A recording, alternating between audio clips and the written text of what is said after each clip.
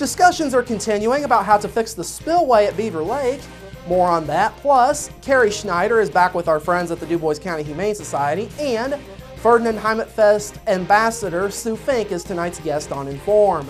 All of that and much more is up next here on the 18 WJTS News.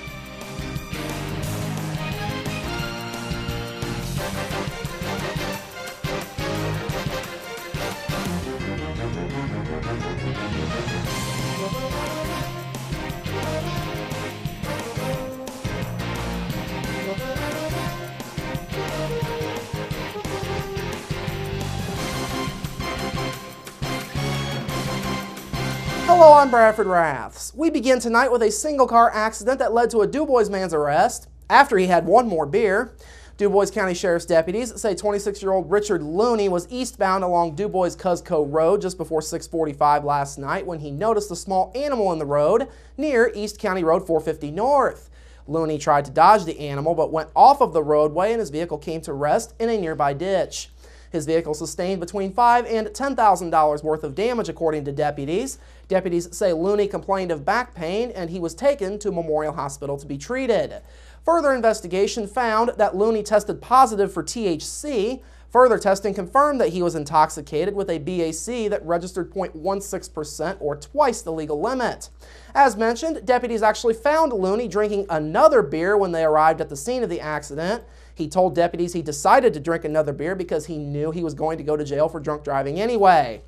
After being treated at the hospital, Looney was lodged in the DuBois County Security Center. He is facing charges for operating while intoxicated. Discussions surrounding the level of water at Beaver Lake are continuing. Last night, the Jasper Utility Board approved an engineering contract with Christopher B. Burke Engineering for engineering work on the spillway. The cost of that work will not exceed $32,000.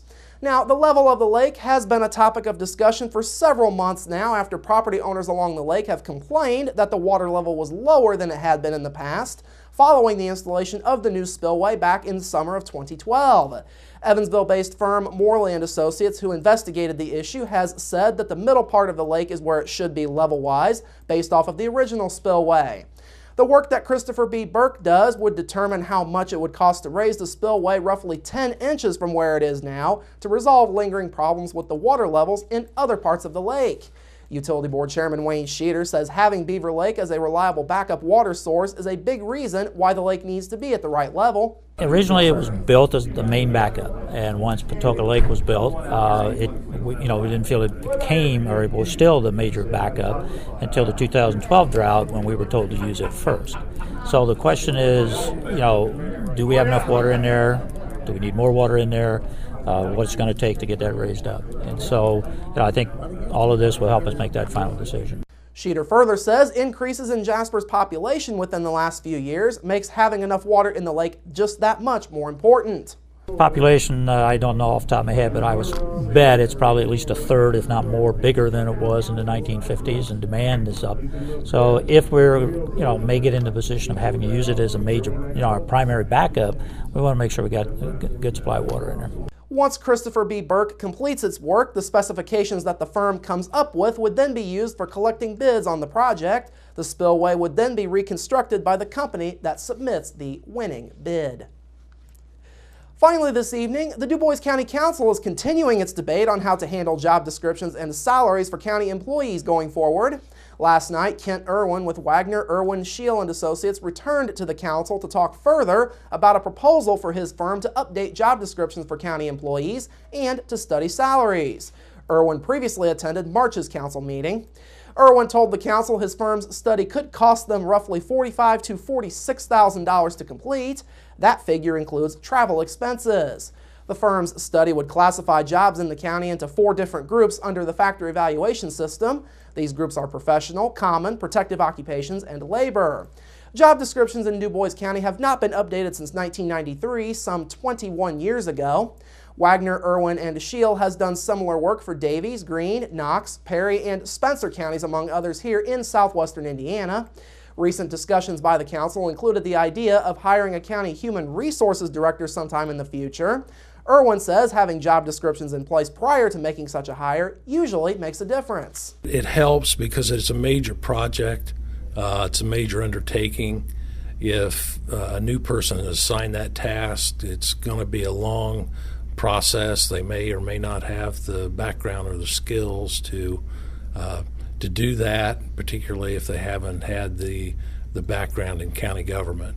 Irwin's position was largely supported by members of the council, including Council President Greg Kendall. Kendall says having the work done prior to an HR person being hired is key. If we are going to hire an HR person, it is so important for me that he has ground rules to go by when he gets here.